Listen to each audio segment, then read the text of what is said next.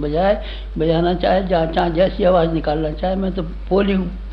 पोली अगर न हो तब, ठोस हो तब, उसमें बाँसों में जहाँ गांठें होती हैं, गांठों में जहाँ रुकावट होती है वहाँ लगी रहे तब बंसरी बज सकती है, ना तब बंसरी नहीं बजेगी। बूंद अपने आप को समुद्र में गिराती है और अपनी हस्ती ख़त्म कर देती है, इसीलिए वो समुद्र बन जाती है।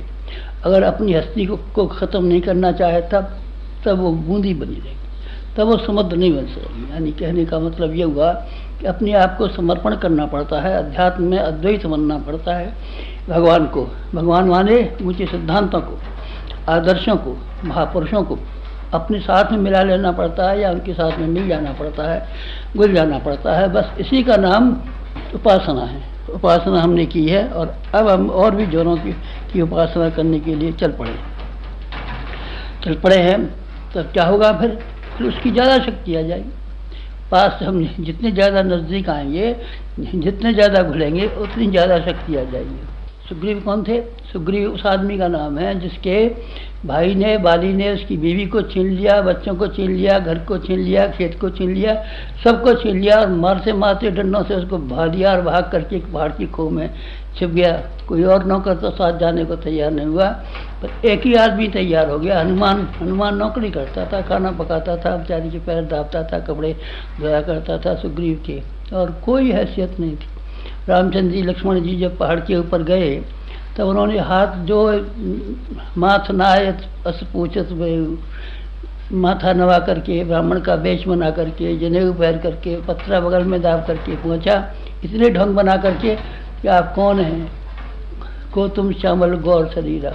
भगवान को जानता था नहीं, भगवान को नहीं जानता था, लेकिन भगवान को जानने के बाद में फिर हनुमान की हैसियत कितनी हो गई आपने देखा ना।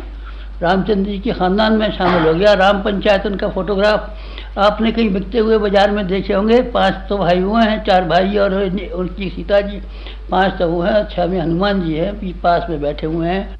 वो भी उसी ख़ानदान में शामिल हो गए, उन्हीं के भाइयों में हो गए, उन्हीं के भतीजों में शामिल हो गए, उन्हीं में शामिल हो गए। कैसे हो गए? इसलिए हो गए कि हनुमान जी ने रामचंद्र जी के लिए अपने आप को सुपुर्द कर दिया, और सुपुर्द कर देने के बाद में रामचंद्र जी ने अपनी सारी हस्ती और सारी शक्ति हनुमान जी के सुपुर्द कर दी।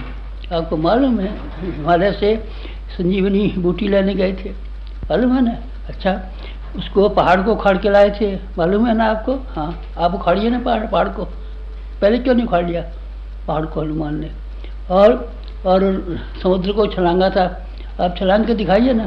पहले जब विचार चल रहा था कि समुद्र को कौन जाएगा, कौन पार करेगा, तो उन्होंने जामवंत ने सलाह दी थी कि तुम चले जाओ, छलांग मार दो, भगवान जी की सहायता तुम्हारे पीछे है, तुम पार कर सकते हो। ये कैसे हो गया? हनुमान में इतनी शक्ति कहाँ से आ गई?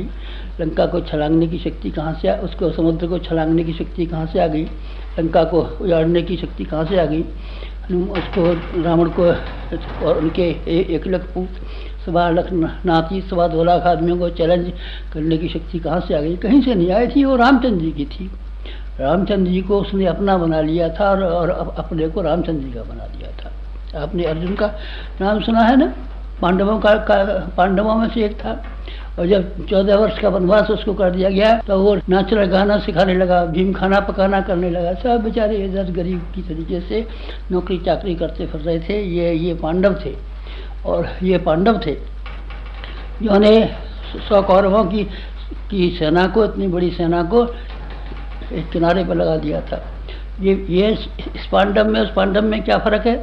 इतना ही फ़र्क है कि वो पांडव स्वयं तक सीमित थे, और ये पांडव श्री कृष्ण भगवान की संपदा थे। वो ग्वाल बाल वही थे जो घरों में रहा करते थे, लेकिन उसको पहाड़ को उठाने की ज़रूरत पड़ी तो उन्होंने अपनी लाठी का सहारा लगा करके पहाड़ को उठवाने में मदद की। इतने ज़बरदस्त थे ग्वाल? नहीं, इतने नहीं थे, वो श्री कृष्ण भगवान की वजह से थे। रीछ और बंदर पहाड़ों को उखाड़ के लाए। नल और नील ने समुद्र का पुल बनाया।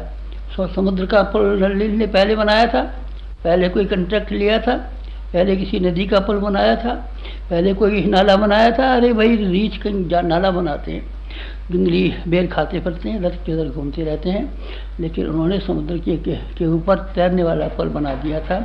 कैसे बना दिया था? ये रामचंद्र जी की वजह से बना दिया था, अन्यथा और कोई वजह नहीं थी, और कोई वजह नहीं थी। रामचंद्र जी इसी तरीके से भगवान के साथ में मिल जाने से कौन कौन क्या क्या क्या हो जाता है। हम भी इसी तरीके से अपने गुरु के साथ में, अपने भगवान के साथ में मिल जाने की वजह से इतने ज़बरदस्त हुए हैं। आप भी इसी तरह का सीखना। आप मछली वालों की तरीके से, चिड़िया पकड़ने वालों की तरीके से वजन मत करना। आटे की गोली लगा करके पानी में फेंक देते हैं, मछली मिल जाए तो मछली का शोरबा बना डाले। दाने फेंक देते हैं, चिड़िया हमारे चंगुल में आ जाए तो चिड़िया को पकड़ ले और उसका शोरबा बना डाले। ऐसा मत कीजिए।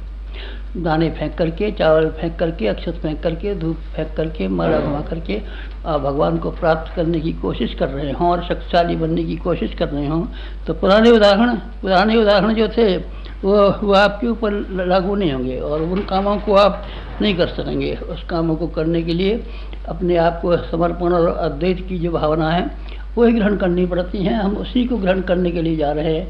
हम उसके हैं और वो हमारा है। ना आप हमारे हैं ना हम आपके। भगवान की इच्छा को पूरा करने वालों की इच्छा अधूरी नहीं है क्या? नहीं, अधूरी नहीं रही है। वो बड़े मालदार हो गए हैं। भगवान के पास में पारस पत्थर को छू करके जब आदमी मालदार हो जाते हैं तो भगवान को छू करके क्यों मालदार नहीं होंगे? आपने सुग्रीव का नाम सुना है ना?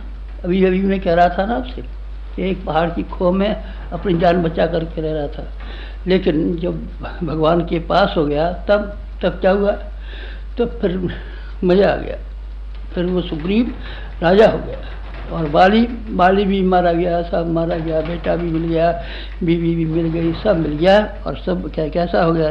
राजा हो गया। आपने विभीषण का नाम सुना है ना?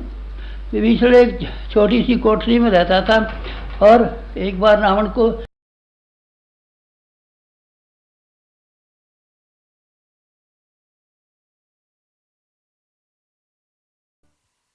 एक ही विशेषता हमारे जीवन में रही कि हमारे गुरुदेव का जो छाया, छत्र छाया सिर पर रही, उसी ने आज हमको यहाँ बिठा करके ला करके रखा है, जो आपको दिखाई नहीं पड़ता। दिखाई कब पड़ेगा? बाद में पड़ेगा। अभी दिखाई पड़ता है नहीं। अभी तो आपको ज्ञान चक्षुओं से दिखाई पड़ सकता है हमारा वास्तविक शरीर। चलिए, जो आप आँख से देख सकते हैं उन्हीं की बात करूँ आपने गायत्री तपोभूमि की बिल्डिंग देखी है? अच्छा, चलिए। आपने युग निर्माण योजना की बिल्डिंग देखी है ना? अच्छा, चलिए। आपने यहाँ हरिद्वार में शांत कुंज देखा है और उसका गायत्री नगर देखा है और आपने ब्रह्मचर्य देखा है? चलिए। ये इन सब इमारतों की कितनी कीमत होगी? मैं सोचता हूँ कई करोड़ रुपया की कीमत होगी इनकी, जो ये इमारतें बनी हैं। 2400 शक्तिपीठें बनी, उनकी इमारतों में कितना पैसा लगा आप जानते हैं? नहीं जानते हैं। तो आप जा कर के देखिए, भिलाई की शक्तिपीठ में आप चले जाइए, अहमदाबाद की शक्तिपीठ में आप चले जाइए, जूनागढ़ की शक्तिपीठ में आप चले जाइए। एक शक्तिपीठ में लाखों लाखों रुपया लगा हुआ है। ये कहाँ से आ गया? हमने इशारा किया और बन के खड़ी हो गई। साल भर के भीतर ये बड़े बन के खड़ी हो गई। ये कहाँ से आया? ये पैसा हमारा नहीं है, हमारे जेब में भी नहीं। ये कहाँ से आता है? मैं निवेदन तो कर रहा हूँ आपसे कि ये हमारे गुरु की शक्ति का दिया हुआ है। गुरु की शक्ति का बहुत दिया हुआ है। जो ज़िंदगी भर में आपका काम किया है, गायत्री का प्रसार करने के लिए खड़े हुए थे। हिंदुस्तान से बाहर 74 मुल्कों में उसका प्रसार जा पहुँचा और हिंदुस्तान का कोना कोना और चप्पा चप्पा ऐसा कोई बचा हुआ नहीं है जिसने कि हमारे साहित्य को पढ़ा न हो, गायत्री के मंत्र के बारे में जानता न हो, उसकी महत्ता को समझता न हो। ऐसे कितने आदमी हो सकते हैं? ऐसे आदमियों की संख्या करोड़ों हो सकती है, लाखों नहीं। ये कैसे हो गया? एक आदमी करोड़ों आदमियों तक संदेश पहुंचा सकता है। आप पहुंचा के दिखाइए। सारी ज़िंदगी भर में अपने संबंधी, कुटुंबी, रिश्तेदार और मित्रों की संख्या 50-100 तक सीमित होती है हर आदमी की, और हमारी करोड़ों तक सीमित हो गई। कैसे हो गया? हम कैसे बताएं कैसे हो गया? हमारे गुरु का अनुग्रह और उसका प्रताप और उसका अनुदान है जिसने हमको इस लायक बना दिया। पिता और माता व्यक्ति की सेवा कर सकते हैं, लेकिन गुरु एक ऐसी शक्ति है जो पिता से भी बड़ी है, माता से भी बड़ी है। 100 माताएं और 1000 पिताएं मिलाकर के जितनी संयुक्त शक्ति का भाव बन सकता है, तो वो उतना बड़ा सामर्थ्य हुआ। मैं कभी जब विचार करता हूँ तो मैं ये कहता हूँ, भगवान तो मैंने देखे नहीं है, पर मैंने अपने गुरु के रूप में भगवान देखा है। अपनी बात कहता हूँ। क्यों कहता हूँ? शायद आपकी समझ में कोई बात आ जाए, शायद है आप पर प्रभाव पड़ जाए, शायद है कि आप भी इस रास्ते पे चल पड़े, शायद आप भी अपनी श्रद्धा को और निष्ठा को और प्रज्ञा को उतनी ही पुनीत बना सके जिसके के ऊपर देने वाला कोई आपके ऊपर आ जाए और आपको निहाल कर दे।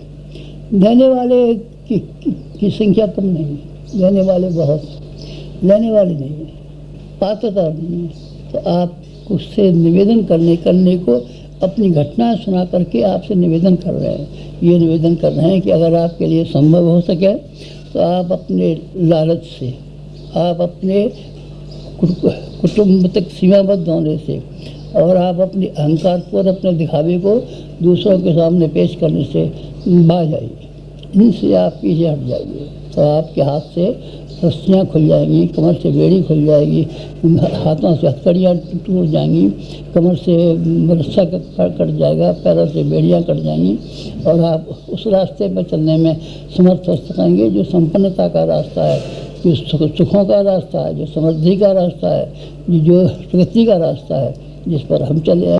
आप भी चलिए, आप भी किसी को समर्पण कर सकते।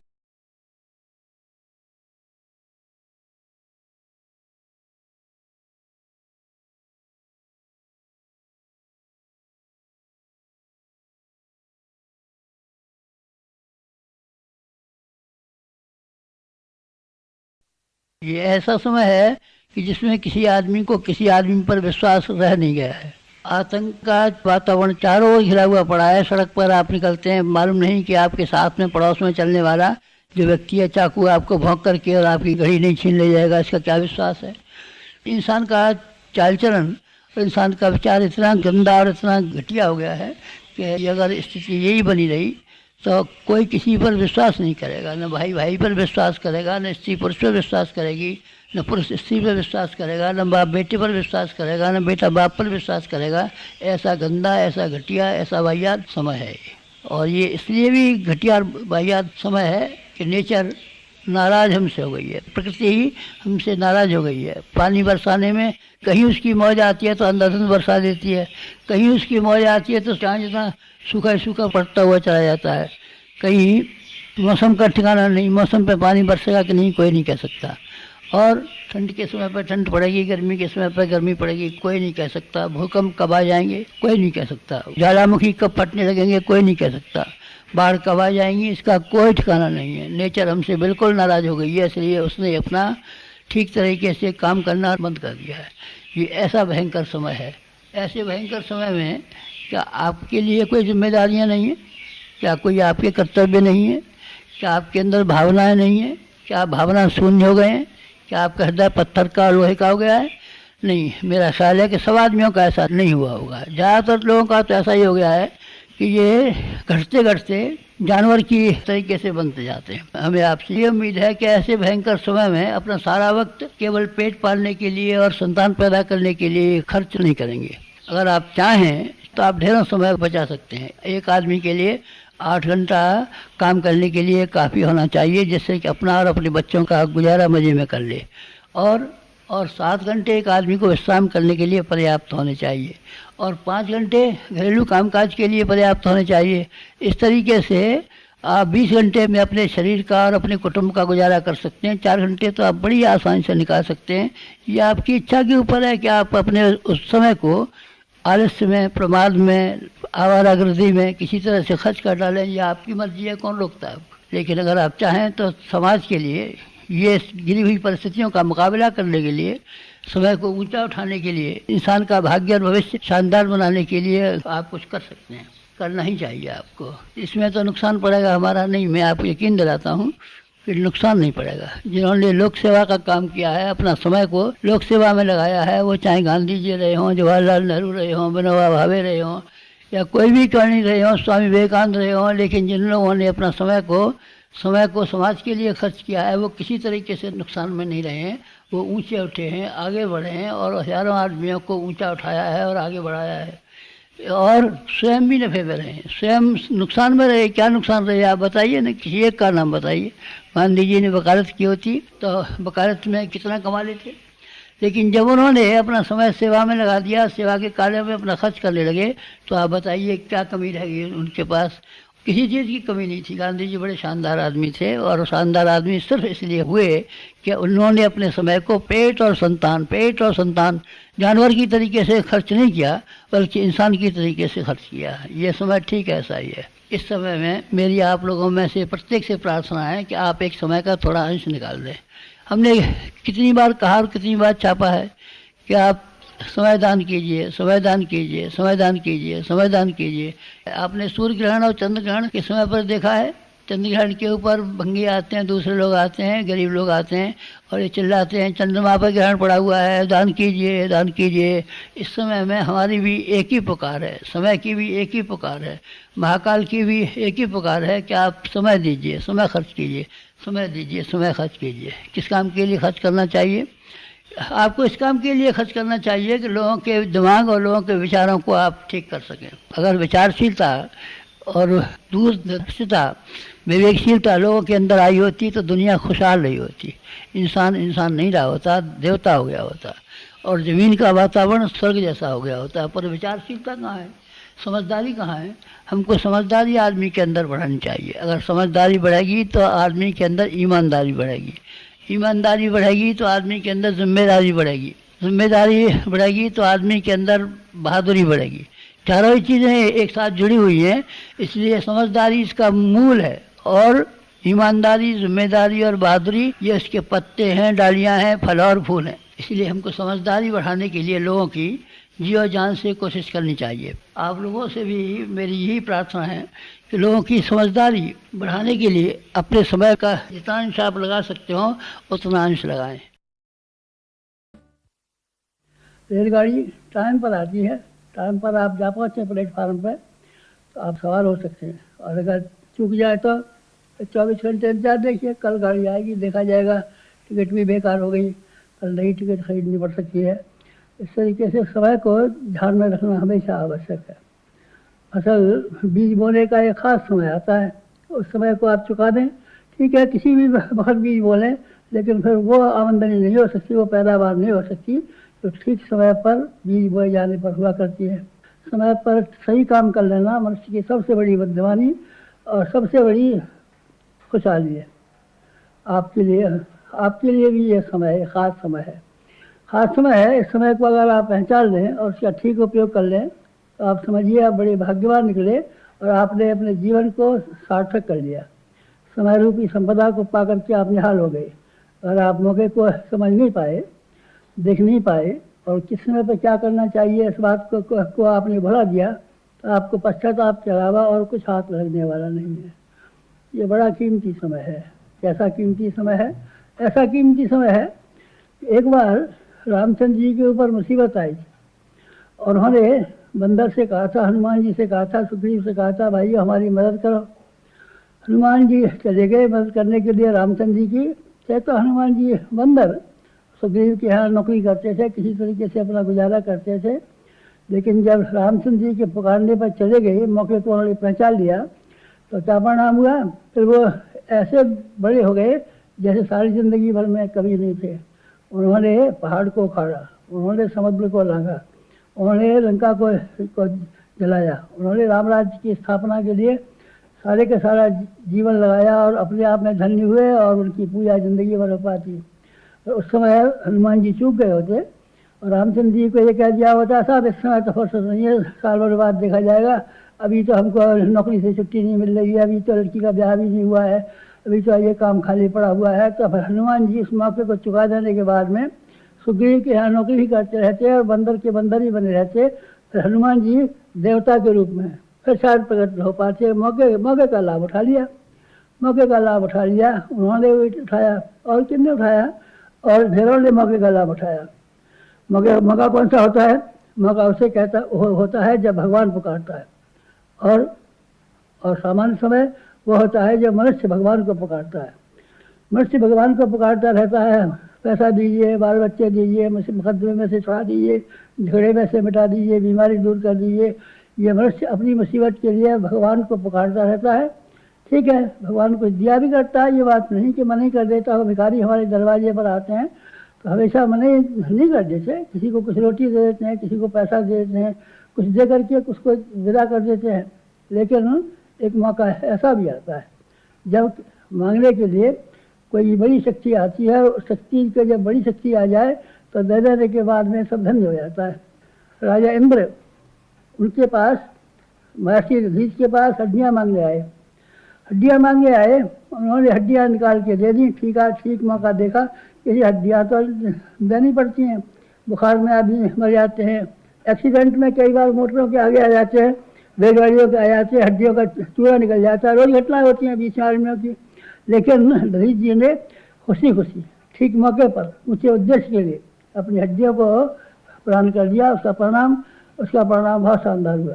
क्या शानदार हुआ? महर्षि दधीच धन्य हो गए, राजा इंद्र धन्य हो गए, और वृत्तासुर से मुसीबत से सारे दुनिया अपने आप को तान पाने के बाद में धन्य हो गई, देवता धन्य हो गए। दधीच ने ठीक मौके पर ठीक काम किया। अर्जुन का भी ऐसा ही था।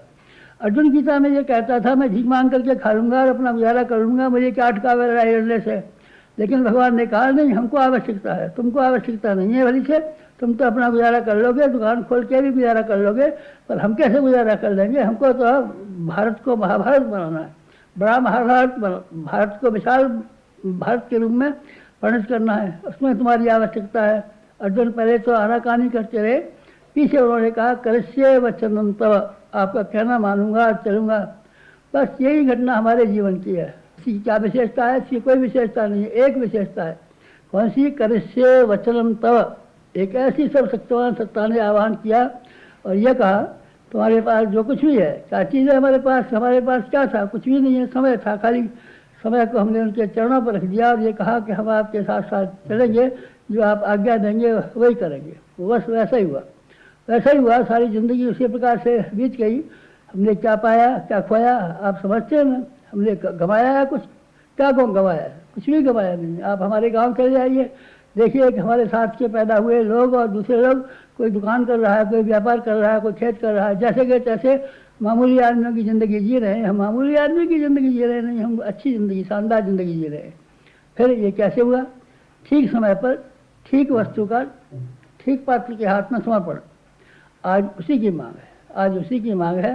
युग बदल रहा है। सवेरा निकलने वाला है, रात्रि समाप्त होने वाली है, फूल खिलने वाले हैं, चिड़िया चहचहाने वाली है, प्रातः काल से उषा का आविर्भाव होने वाला है। ऐसे पुण्य समय में, प्रभात काल में आपको उठने की ज़रूरत है, चेतने की ज़रूरत है। मुर्गा बांग लगाता है, कहता है प्रातः काल हो गया, उठिए। मंदिरों में शंख और घड़ियाल बजते हैं और ये कहते हैं उठिए। मस्जिदों में अजान लगाई जाती है और कहता है उठिए, सोइए मत। सोने का समय नहीं है, पड़े रहने का समय नहीं है, वक्त को बर्बाद करने का समय नहीं है।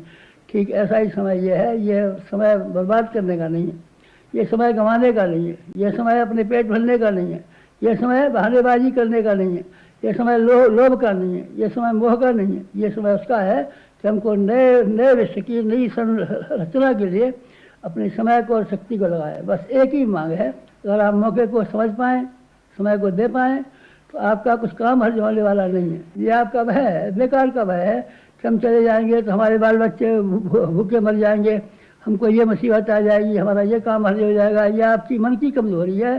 शुद्धम हृदय दौर्बल्यम, ये आपके हृदय की दुर्बलता के अलावा और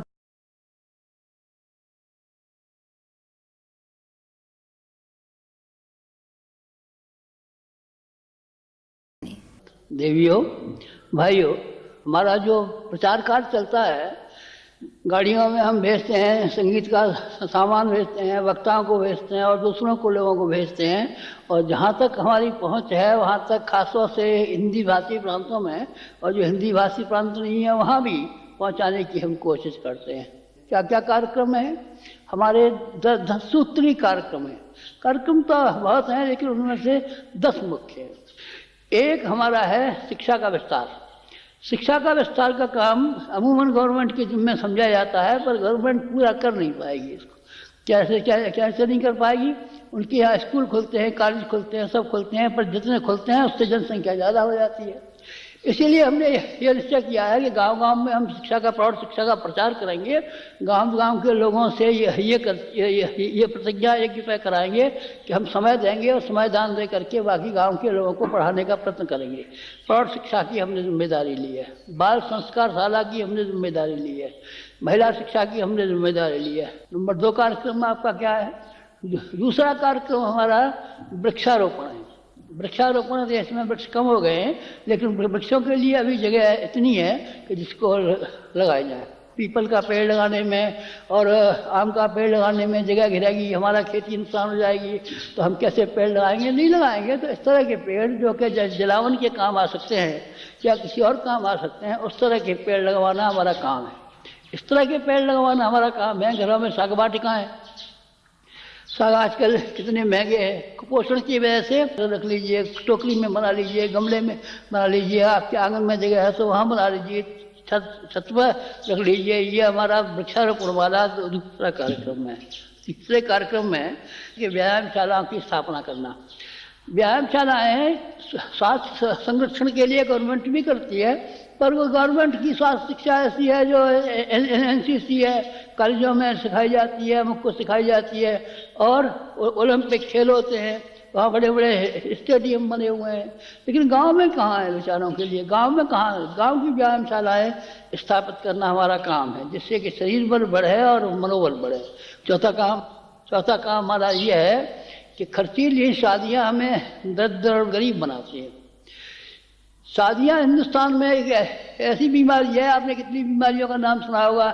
एक का नाम टीबी है, एक का नाम बुखार है, एक का नाम मलेरिया है, फिर एक बीमारी ऐसी है गरीबी का मुख्य कारण है। कोई भी ब्याह शादी हो, छोटा हो बड़ा हो, 2,000, 5,000, 10,000 रुपया खर्च करने पड़ते हैं। अगर उतना रुपया खर्च न किया जाए, उसके बदले का एक पंप पानी का लगा दिया जाए, उसके बदले का कुछ और दुकान कर ली जाए, कुछ और काम किया जाए, तो घरों की माली हालत सुधारेगी कि नहीं सुधारेगी? इसलिए माली हालत सुधारने के लिए, गरीबी को दूर करने के लिए हम ट्यूबवेल तो लगा नहीं सकते, पर हम ये जरूर कर सकते हैं कि खर्चीली शादियों को समाप्त किया जाए। लोग ऐसी शादियाँ करें जिसमें कोई एक पैसा भी खर्च न होता हो। हमारे यहाँ भी, यहाँ शांतिकुंज में भी लोग आते हैं, हर साल सैकड़ों शादियाँ होती हैं, जिसमें किसी को न एक पैसा देना पड़ता है न देना पड़ता है।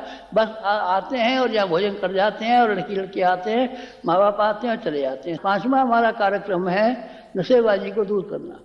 नशों में सब लोगों को हम समझाते हैं कि तुम्हारा पैसा तो साफ ही दिखाई पड़ता है।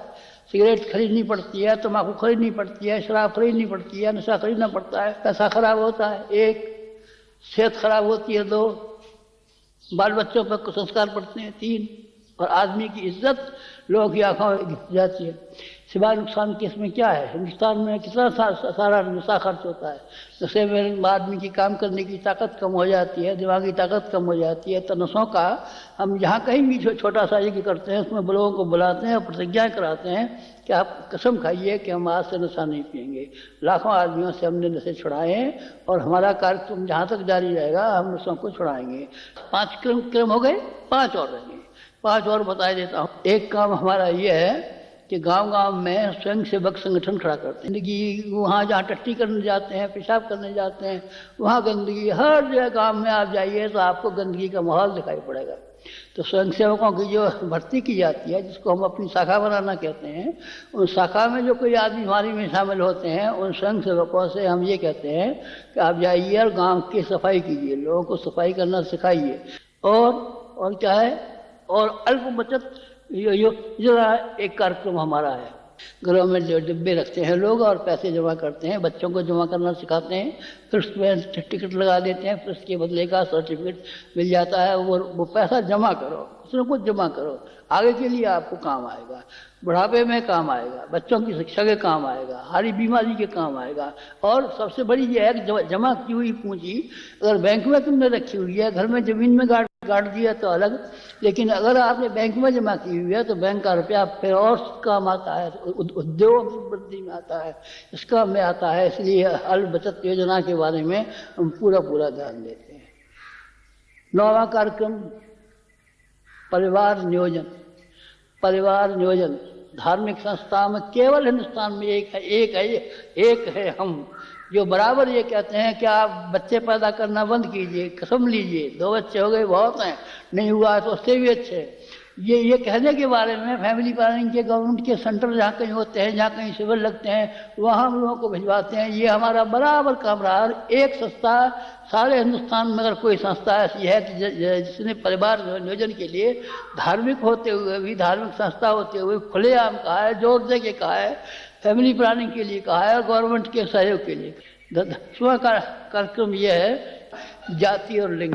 ये हम बनिए हैं, हम बामन हैं, हम ठाकुर हैं, हम नाई हैं, हम धोबी हैं। नहीं, ना आप नाई हैं, हम धोबी हैं, आप मनुष्य हैं। और ये स्त्री है, ये घूंघट में रहेंगी, पर्दे में रहेंगी, घर से बाहर नहीं जा सकती। वो लड़के भाग्यवान होते हैं, लड़कियां भागी होती हैं। नहीं, बिल्कुल गलत बात है। जैसे लड़का वैसे लड़की, जैसा बामन वैसा नाई।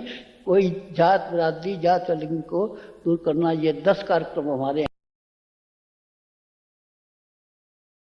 हमें अपने जीवन में कठोरता की आदत डालनी पड़ती है। कठोरता की आदत डलती है तो साधना विशिष्ट हो पाती है। आपके पास 2 तरीके के सुरक्षा बल हैं भारत में। एक तो वो है जो सामान्य है, एक वो है जिनको हम स्पेशल फोर्सेस कह करके पुकारते हैं। नाम दोनों का सुरक्षा बल है। होमगार्ड का नाम भी सुरक्षा बल है और ब्लैक कैट कमांडो का नाम भी सुरक्षा बल है, पर दोनों की ट्रेनिंग अलग हो जाती है। पाकिस्तान के ऊपर हमला करना हो तो होमगार्ड को कोई नहीं भेजता, पर स्पेशल फोर्सेस को भेजता है। आपकी गुरुदेव के द्वारा गायत्री महाविज्ञान में लिखी हुई जो नवरात्रि की साधना है, वो साधना की कमांडो ट्रेनिंग है। उसमें आपको साधना के क्षेत्र का कमांडो बनाया जाता है। शरीर के ऊपर, मन के ऊपर, भावनाओं के ऊपर, चिंतन के ऊपर, मान्यताओं के ऊपर, आस्थाओं के ऊपर, जो जो हमारे कुसंस्कार हैं, उनसे हमको 2-2 हाथ करने पड़ते हैं। अपने को निखारना पड़ता है। मन नहीं है, करना पड़ेगा। आपको लगता है कि नहीं ये खाने का मन है, आपको हटाना पड़ेगा। आपको लगता है कि ये बोलने का मन है, आपको मौन रहना पड़ेगा। ये आपके साधना क्षेत्र की कमांडो ट्रेनिंग है। क्यों? क्योंकि गुरुदेव ने कहा कि जो जीवन का शीर्षासन है वही अध्यात्म है। अध्यात्म का अर्थ क्या है? मनुष्य को उलट करके सीधा कर देना, उल्टे को उलट करके सीधा कर देना। क्यों? क्योंकि संघर्ष के पथ से व्यक्ति गुजरता है, तभी उसके जीवन में सौभाग्य आ पाता है। लाखों वर्षों तक कोयला घिसा जाता है तो हीरा बन पाता है। भट्टी में लोहा तपता है तो कुंदन बन पाता है। प्रकृति के प्रतिरोधों को, आंधी को, झंझावात को बीच सहन करता है तो वृक्ष बन पाता है। और धाराओं को चीर पाता है तो व्यक्ति तैराक बन पाता है। संघर्ष की भट्टी से जो निकलता है वही महापुरुष बन पाता है। व्यक्ति के जीवन में जब तक संघर्ष नहीं हो तब तक वो उसको निखार करके जाते नहीं। आप सारे महापुरुषों को उठा करके देख लीजिए, उनके लिए जिंदगी संग्राम ही रही। हमें लगता है कि भगवानों की जिंदगी आसान रही होगी, भगवान राम की आसान थी क्या? हम अपने आप को उनकी जगह पर रख करके देखें और सोचें। चक्रवर्ती सम्राट बनने के लिए जा रहे हैं, भारत के सारे राजाओं को आमंत्रण भेजा गया है, अभी विवाह करके आए, अभी जो है बिगुल नाजे बजने बंद नहीं हुए हैं, पूरे मंगल गीत चल रहे हैं। उन मंगल गीतों के बीच में सीढ़ी चढ़ करके जा रहे हैं, क्या करने के लिए? राज्याभिषेक। और आदेश क्या मिलता है? वन गमन का, जंगल को जाइए। और जिस चेहरे पर स्मित को लिए, मुस्कुराहट को लिए, गर्व को लिए, गौरव को लिए, स्वाभिमान को लिए भगवान सीढ़ी पे चढ़ते हैं, उसी गर्व गौरव स्वाभिमान के साथ जंगल को जाते हैं। ये क्या है? तपस्या। भगवानों को उस तपस्या से गुजरना पड़ता है, महापुरुषों को गुजरना पड़ता है। क्या ध्रुव को तपना नहीं पड़ा? क्या प्रहलाद को आग में उतरना नहीं पड़ा? क्या सुधनवा को खौलते तेल के कड़ाहे में नहीं उतरना पड़ा? क्या शिवी को अपने शरीर की बोटियां काट काट करके देनी नहीं पड़ी? क्या सत्यवादी हरिश्चंद्र को अपने जीवन में कठिनाई से नहीं गुजरना पड़ा? ऐसा कोई व्यक्ति ही नहीं। संत कबीर को तो पैरों में बेड़ियां डाल दी और बेड़ियों के दूसरे हिस्से पर संदूक बांध दिया ताकि बेड़ियां खोल करके आ नहीं जाए, और पानी में फेंक दिया, ऊपर से हाथी और चढ़ा दिया। मुस्कुराते हुए निकले। मुस्कुराते हुए निकले तो लोगों ने कहा शहंशाह ने आपके साथ ऐसा किया है। कबीर बोले शहंशाह वो नहीं है, मैं हूं। क्या बात करते हैं आप, तो फकीर हैं। कितनी प्यारी बात बोले कबीर। कबीर बोले चाह मिट्टी, चिंता मिट्टी, मनवा बेपरवाह। चाहत कोई है नहीं, चिंता है नहीं, परवाह है नहीं। 3 चीजें हैं जो व्यक्ति को परेशान करती हैं। न चाहत है, न चिंता है, न परवाह है। चाह मिटी चिंता मिटी मनवा बेपरवाह, जिसको कुछ नहीं चाहिए वो ही शहंशाह। जिसको कुछ चाहिए ही नहीं उससे आप छीनोगे क्या, वो असली राजा है। परिशोधन की साधना में दो प्रक्रियाओं से हमें गुजरना पड़ता है। कौन कौन सी प्रक्रिया है? एक का नाम है धुलाई और एक का नाम है रंगाई। धुलना किसको है? कर्मों को। हमसे जाने अनजाने जो पहले गलत कर्म हो गए उनको धोने का काम कौन करेगा? हम ही तो करेंगे। और रंगना किसको है? हमको। अपने ऊपर गुरु के रंग को रंग लेना, भगवान के रंग को रंग लेना। इन दोनों के मिलने से परिशोधन की साधना पूर्ण हो पाती है, सफल हो पाती। पहले तो कपड़े को धोया जाता है। कपड़ा कौन सा? ये शरीर। ये शरीर भी तो कपड़ा ही है। भगवान गीता में क्या बोलते हैं? वासांसि जीर्णानि यथा विहाय नवानि ग्रहणानि नरोपराणि। ये जो शरीर है ये आत्मा के लिए कपड़ा है। एक दिन पुराना हो जाता है तो आत्मा इसे उठा करके फेंक देती है। अभी सुबह से शाम हो गई, शाम को ये जो कपड़े पहने हुए हैं हम लोग ये पुराने हो जाएंगे, मुसल जाएंगे। तो इन गंदे कपड़ों को कोई नहीं पहनता, उतार करके फेंक देता है। ऐसे ही दोस्तों एक दिन जिंदगी की भी शाम होती है। जब जिंदगी की शाम होती है तो आत्मा भी शरीर को उठा करके फेंक देती है। वासांसि जीर्णानि यथा विहाय नवानि ग्रहणानि नरोपराणि। पर जब तक के लिए कपड़ा चढ़ा हुआ है तब तक उस पर मैल न लगे, जिम्मेवारी किसकी है? हमारी तो है। मैले कपड़े को कौन पहनता है? पोंछे को पहन करके कोई जाता है क्या? अच्छा कपड़ा पहनते हैं सब लोग। अच्छा कपड़ा धुला धुलाया पहनना जब शरीर के ऊपर जरूरी है तो आत्मा के ऊपर जरूरी नहीं? आत्मा को भी तो कर्मों का धुला हुआ, कुसंस्कारों से मुक्त ऐसा शरीर चाहिए जिसने उसके ऊपर प्रकाश का आवरण पड़ा रहे। उस प्रकाश के आवरण को देने की जिम्मेवारी हमारी। वो जो काली खाई, वो जो मैल आया, वो जो कषाय और कलमश आए, वो कहां से आए? हमारे किए कर्मों से आए। उनसे अपने को मुक्त करने का जो पथ है वो धुलाई का पथ है। जो गंदगी कर बैठे हैं उसको धोना, वो तप। दोबारा गंदगी नहीं करेंगे, अपने आप को भगवान के रंग में रंग लेंगे, योग। एक जगह में सफाई है, एक जगह में नई तैयारी है। ये दोनों मिल जाते हैं, साधना हो जाती है। और होने के लिए एक ही चीज को समझना जरूरी। हमने गंदगी करी कैसे थी? जो गंदगी होती है वो कर्मों से होती है। भगवान ने इंसान को विशेषाधिकार दे करके भेजा है, वीटो पावर है। वीटो पावर क्या है? हर व्यक्ति को जो यहां बैठा है, बातों को घर पे सुन रहा है, कहीं पर भी है दुनिया के किसी कोने में, हमको मानता है नहीं मानता, वेदों को मानता है नहीं मानता, उपनिषदों को मानता है नहीं मानता, फर्क नहीं पड़ता। हर वो व्यक्ति जो धरती पर है उसको कर्मों को करने की स्वाधीनता है। आपका जो मन करे वो कर्म करने के लिए आप स्वतंत्र हैं। बाकी जितने प्राणी हैं उन सब के लिए बंधी बंधाई व्यवस्था है, उसी के अनुरूप उनको जीवन जीना पड़ता है। बकरी है, घास फूस खा करके गुजारा करना पड़ेगा। वो रेस्टोरेंट में पहुंच जाए तो कोई घुसने नहीं देगा, डंडा मार के फेंक देगा। वो कहे नहीं नहीं मैं तो अन्न जल में खाऊंगी, मैं सागर रत्ना में खा करके आऊंगी, तो नहीं खा सकती है माता जी, आपको बाहर रहना पड़ेगा। बकरी नहीं घुस सकती। शेर को शिकार करना पड़ेगा। हरेक के लिए बंधी बंधाई व्यवस्था है। बकरी अपने दिए गए निर्धारित भोजन को ही ग्रहण कर सकती है, शेर शिकार कर सकता है। कल को वो कहे कि मैं चंद्रायण करूंगा तो करने देगा कोई? कोई नहीं करने देगा। आ जाए यहाँ पर स्वागत कक्ष पे नाम लिखाने के लिए कि मैं चंद्रायण की साधना के लिए आया हूं तो सब घबरा जाएंगे, वन विभाग को बुलाना पड़ेगा। शेर चंद्रायण नहीं कर सकता। बकरी घास फूस खानी पड़ेगी, मछली डुबकी लगानी पड़ेगी, बंदर को पेड़ पे चढ़ना पड़ेगा। इंसान फ्री स्टाइल है, जो मन करे वो आप करने के लिए स्वतंत्र हैं, कोई रोकता नहीं। हम कर्म अपने मन माफिक कर सकते हैं। कर्म प्रधान विश्व रचि राखा। भगवान ने संसार को कर्म के आधार पर बनाया है। जो कर्म करें वो करने के लिए स्वतंत्र है। प्रकृति न रोकती है न टोकती है। विभीषण प्रकृति हाथी मना करने के लिए नहीं आती कि तपस्या नहीं कर सकते, पर जब उस तपस्या को करने के बाद परिणाम आता है तो वही भगवान जो आशीर्वाद देने के लिए रावण को खड़े हुए थे उसका वध करने के लिए भी वही अवतरण लेकर के आते हैं। कर्म मन माफिक करने की छूट है, पर करने के बाद शुभ और अशुभ, पुण्य और पाप, पुरस्कार और दंड, अच्छा और बुरा जो व्यवस्था बनेगी उसको चुनने की कोई स्वाधीनता नहीं। कर्म को करने की स्वाधीनता है, परिणामों को भुगतने की पराधीनता है। कर्म प्रधान विश्व रचि राखा, जो जस करहि सो तस फल चाखा। जिसने जैसा किया वैसा कर्म उसके पास लौट करके आता है, बाध्य होना पड़ता है, उससे वो मना नहीं कर सकता। हमारे लिए छोड़ दीजिए, भगवानों के लिए व्यवस्था है।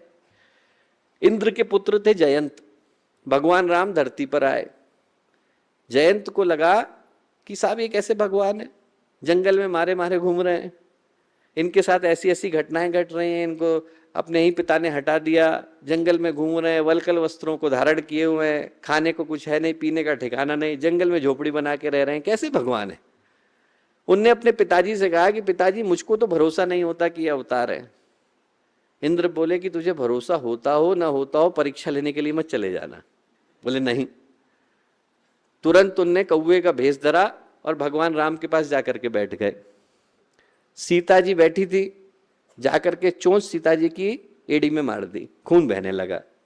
भगवान कुछ बोले नहीं। भगवान ने घास का तिनका उठाया और फेंका। वो घास का तिनका ब्रह्मास्त्र में बदल गया। जयंत उसको देख करके भागा भागा भागा पिताजी के पास गया। पिताजी पलंग के पीछे छुप गए। बेटा ऊपर जा, इससे मैं भी नहीं बचा सकता। कहाँ जाऊं? देवगुरु बृहस्पति के पास जा। वहां पहुंचे, ऊपर जा, मैं नहीं बचा सकता। ब्रह्मा जी के पास गए। ब्रह्मा जी बोले बेटा अस्त्र मैंने ही बनाया है, पर बचा मैं भी नहीं सकता। उन्हीं के पास जा जिनने छोड़ा है, भगवान राम के पास जा। भगवान राम के पास गए, भगवान राम से क्षमा मांगी। भगवान राम बोले जयंत, ब्रह्मास्त्र नहीं है, तुम्हारा कर्म है जो तुम्हारे पास लौट करके आया है। इसको वापस ले भी लूं तो भी ये तुम्हें दंड दे करके जाएगा। वापस लौटते समय में वो घास का तिनका जयंत की आंख में घुस गया, उनको काना करके गया। वो दिन है और आज का दिन है, हम कौवे को काना कौआ कह करके पुकारते हैं। भगवानों को दंड लगता है, हमें नहीं लगेगा। भगवानों को उस परीक्षा से गुजरना पड़ता है, हमें नहीं गुजरना पड़ेगा। गुरुदेव के पास एक व्यक्ति आए, बोले सजा हो गई है, गुरुदेव ऐसी कोई जगह बता दीजिए जहां पर मैं जाकर के छुप जाऊं और सुरक्षित रहूं। गुरुदेव बोले दुनिया से बाहर तो नहीं भाग जाएगा बेटा, जहां तक दुनिया है वहां तक कर्म है और कर्म के परिणाम है, भुगतना हर एक को पड़ता है। ऐसा कोई व्यक्ति ही नहीं जिसको कर्म का परिणाम भुगतने से छूट मिल गई हो। न वहां पर कोई कंफ्यूजन है, न वहां पर कोई कंसेशन है। कोई ये सोचे कि थोड़ा कम मिल जाएगा, डिस्काउंट है, नहीं। कोई ये सोचे कि हम थोड़ी घूस दे देंगे, ब्राइबरी है, नहीं। जितना है आपको भुगतना पड़ेगा। हर व्यक्ति के लिए वो व्यवस्था है। एक बड़े प्रसिद्ध संत हुए लाहड़ी महाशय। लाहड़ी महाशय जा रहे थे सड़क पर, उनका एक शिष्य साथ में चल रहा था। एक जगह पर रुके और जोर से चिल्लाए कपड़ा फाड़। क्या कह रहे हैं गुरुदेव? कपड़ा फाड़, कपड़ा फाड़। तुरंत बोले धोती फाड़ अपनी। उसने घबरा के धोती फाड़ी। फाड़ी फाड़ी, इतनी देर में एक पत्थर आकर के सिर पे लगा, खून बहने लगा। बोले अब यहां लगा दे। तो उनका शिष्य जो है लाहड़ी महाशय से थोड़ा आगे जाने पर बोला, बोले गुरुदेव एक बात बताइए, जब आपको ये पता ही था कि पत्थर आकर के लगने वाला है, तो क्या ये समझदारी नहीं होती कि हम लोग दूसरे रास्ते से चले जाते? आपको पत्थर नहीं लगता? लाहड़ी महाशय बोले बेटा वो पत्थर नहीं, मेरा कर्म था। आज पत्थर से बच जाता, कल को जब वो चट्टान बन करके लौटता तो कौन झेलता? महापुरुष इस सत्य को जानते हैं। लोग कहते हैं कि भगवान ने हमें क्यों नहीं बचाया, गुरुदेव ने क्यों नहीं बचाया। जानते हैं वो, उनको सारे कालों का ज्ञान है, पर वो जानते हैं कि इस कर्म से आज बचाया तो कल को ये बड़ा होकर के लौटेगा। भगवान कृष्ण थे, अभिमन्यु तो उनका अकेला भांजा था, सुभद्रा का पुत्र। रणभूमि में भगवान के होते होते वध हो गया और अकेला भांजा था। सुभद्रा रोने लगी, बोले आप कैसे भगवान हो? आपके होते होते आपके भांजे का वध हो गया, आपका सबसे प्यारा भांजा था, ये क्या हुआ? भगवान बोले मैं अभिमन्यु को बचा लेता यदि मैं कर्म से ऊपर होता। कर्म से ऊपर होने का दुस्साहस मैं भी नहीं कर सकता हूं। भगवान भी कर्म के अधीन ही होते हैं। तो जो कहने का अर्थ है वो बड़ा स्पष्ट है। जब हमारे ही कर्म है और हमें ही भोगने हैं तो उसको धुलने की व्यवस्था किसको बनानी है? हमें ही तो बनानी। ना भुक्तम शीयते कर्म जन्म कोटि शतैरपि, हजारों जन्म चले जाए तब भी कर्म बिना भोगे समाप्त नहीं होता है। तो दो ही पथ हैं, या तो भोगना पड़ेगा, या तो भोग से भोगे या योग से भोगे। तो जो पथ गुरुदेव ने दिया वो योग से भोगने का दिया। जो पथ दिया वो ये दिया कि हम अपने जीवन को कठोरता से गुजारते हैं, संग्राम से गुजारते हैं, संघर्ष से गुजारते हैं, ताकि इससे पहले कि वो पत्थर चट्टान बन करके हमसे टकराए, हम पहले ही उस पत्थर को आने से पहले नष्ट कर दें। गुरु धोबी शीस कापड़ा साबुन सिरजनहार। संत कबीर ने क्या कहा? गुरु धोबी है, शिष्य कपड़ा है, भगवान का नाम जो है साबुन है। गुरु धोबी शीस कापड़ा साबुन सिरजनहार, सुरत शिला पर धोइए निकसे ज्योति अपार। जब बार बार घिसा जाता है, हमारे कपड़े का मैल छूटता है, अंदर का मैल छूटता है, तब हमारे अंदर से ज्योति निकल करके आती। पहले चरण में साधना के कपड़े को अपने आप को धोबी के हवाले कर देना होता है। कपड़ा लड़ने लग जाए, ऐ अपनी मोगरी दूर रख, तुझे पता नहीं हम राजा जी के कपड़े हैं, तो गंदा रह जाएगा। कपड़ा यदि बहस करने लगे अपने धोबी से कि तू मुझे साफ मत कर, तो गंदा रह जाएगा। हमें पूरे विश्वास के साथ जीवन में संघर्ष आए, परेशानियां आए, तो अपने आप को गुरुदेव की गोद के हवाले कर देना चाहिए। जो पहला चरण है वो ये कहता है कि बिना किसी शंका के, परेशानी के, सोच के, विचार के, कंफ्यूजन के जब हम धुलने के लिए तैयार हैं तो अपने आप को गुरुदेव के हवाले कर दें। नहीं तो आप इतिहास उठा करके देखिए, हरिश्चंद्र को कितनी सारी परीक्षाओं से विश्वामित्र ने गुजारा। कोई कहानी पढ़ेगा तो सोचेगा कि गुरु है कि दुश्मन है। सपना देख लिया है, राज्य मांगने के लिए आ गए, बच्चे को मार दिया, पत्नी को निकाल दिया। पर यदि न गुजारा होता तो 4 युग गुजर गए हैं, आज भी हम लोग हरिश्चंद्र को सत्यवादी कह करके पुकार नहीं रहे होते। उन कठिनाइयों से जो गुजरता है, संघर्ष से जो गुजरता है, उसके जीवन में सौभाग्य आ पाता है। पहले चरण में हर व्यक्ति से कहूंगा कि ऐसा कोई व्यक्ति नहीं जिसके जीवन में कष्ट नहीं हो। हम लोग अपने कष्टों को ये समझ करके गुरुदेव के सुपुर्द कर दें। यहाँ बैठे हैं, युग तीर्थ में हैं, गायत्री तीर्थ में है, कि वो सब कुछ जानते हैं, हवाले कर दिया। अब आपको जो सही लगता है वो आप करिए। पांडवों को दर दर भटकना पड़ा, दर दर भटकना पड़ा तो भगवान कृष्ण से लोगों ने जाकर के कहा कि आपके तो इतने प्रिय हैं, फिर आप उनको इतनी कठिन परीक्षा से क्यों गुजार रहे हैं? भगवान क्या बोले? सिर्फ राजा नहीं बनाना है, उनको पांडव बनाना है। राजा बनाने का काम होता तो 2 क्षण में हो गया होता। पांडवों को पांडव बनाने के लिए परीक्षाओं से गुजारना जरूरी है। भगवान के मुंह से क्या निकला? सच है विपत्ति जब आती है कायर को ही दहलाती। भगवान बोले जब विपत्ति आती है, सच है विपत्ति जब आती है कायर को ही दहलाती है। शूरमा नहीं विचलित होते, क्षण एक नहीं धीरज खोते, कांटों में राह बनाते हैं, विघ्नों को गले लगाते हैं। कांटों में राह बनाने का काम करते हैं। जब विघ्न सामने आते हैं, मैं हर व्यक्ति से कहूंगा इस बात को बड़ी गहराई के साथ अपने मन में कहीं बिठा ले। जब विघ्न सामने आते हैं, सोते से हमें जगाते हैं। हम लोगों को पता भी नहीं था, जीवन की कठिनाई आती है तो हमें जगा करके जाती है, हिलाती है तो याद दिला करके जाती है कि आपके अंदर संभावना क्या है। जब विघ्न सामने आते हैं, सोते से हमें जगाते हैं। जो लाक्षागृह में जलते हैं, पांडव बन वही निकलते हैं। एक बार तो व्यक्ति को जलना पड़ता है। जो पहला पथ है वो अपने आप को बिना कुछ सोचे गुरुदेव के हवाले कर देने का पथ है। जहां से ले जाए, जो उनको सही लगे वो करे। दूसरा, कपड़ा जब सुपुर्द होता है तो क्या होता है? उसको उबलना पड़ता है या वॉशिंग मशीन की साइकिल से गुजरना पड़ता है। वो जो समय है जब हमारे कर्मों को उबाला जा रहा है, उबाला नहीं जाएगा तो निकलेंगे कैसे? घाव को चीरा नहीं जाएगा तो मवाद कैसे निकलेगा?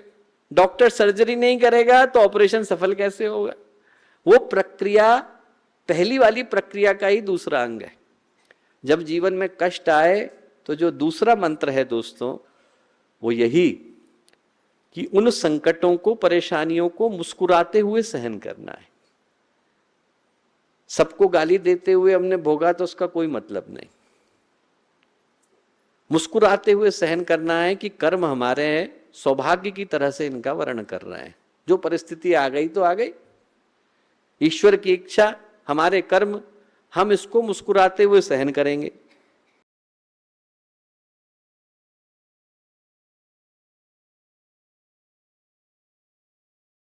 मनुष्य का जीवन एक अद्भुत अवसर के रूप में मिला है, और अवसर सौभाग्य के रूप में उन्हीं के जीवन में बदल पाते हैं जो ये याद कर पाते हैं कि किस महान चेतना से, किस ईश्वरीय शक्ति से, किस देवीय योजना से जुड़ पाने का सौभाग्य हम लोगों को मिला।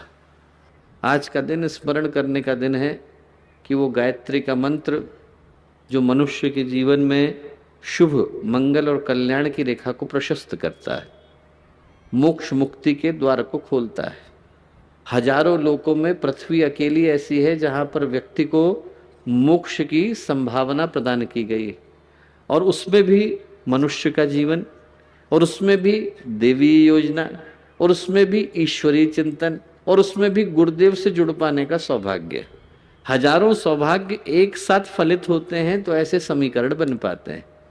तो आज का गायत्री का मंत्र यही याद दिलाने के लिए आया कि स्थिर चित्त, शांत मन, शुभ भावनाओं के साथ उस शक्ति को हम लोग पुकारें जो हमें श्रेष्ठ मार्ग की ओर, सद्भाव की ओर, सद्ज्ञान की ओर, सत्प्रवृत्ति की ओर, सद्कर्म की ओर लेकर के चलते हैं। सदाचरण हमारे जीवन का हिस्सा बन सके, इस पुकार के साथ, इस भाव के साथ माँ गायत्री का पावन मंत्र एक बार साथ साथ।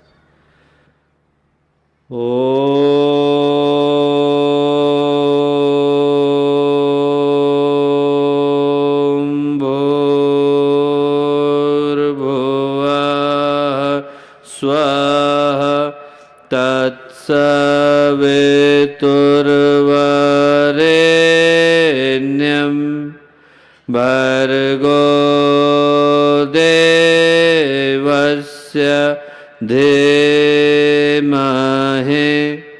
धियो यो नः प्रचोदयात्।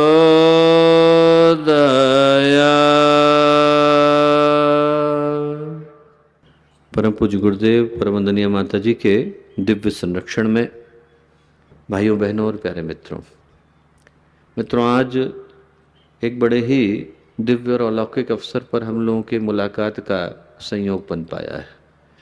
और आज का ये जो सूर्योदय का समय है, सौभाग्य की बेला है, वो एक बड़े ही महत्वपूर्ण चिंतन को लेकर के आई।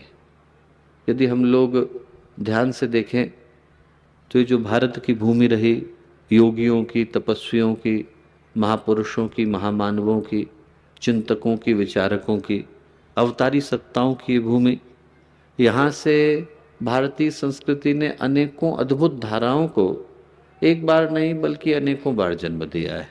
वेद की धारा बही, उपनिषदों की बही, वेदांत की बही, सांख्य की बही, दर्शन की बही, योग की बही, तप की बही, अध्यात्म की बही, आस्थाओं की बही, भक्ति की बही, कर्म की बही, यहाँ पर एक से एक बढ़कर धाराएं एक बार नहीं बल्कि अनेकों बार आएंगी। पर उन धाराओं में शायद सबसे पवित्र धारा यदि हम किसी एक को मानते हैं तो यज्ञ के इस पावन अनुष्ठान की धारा को मानते हैं।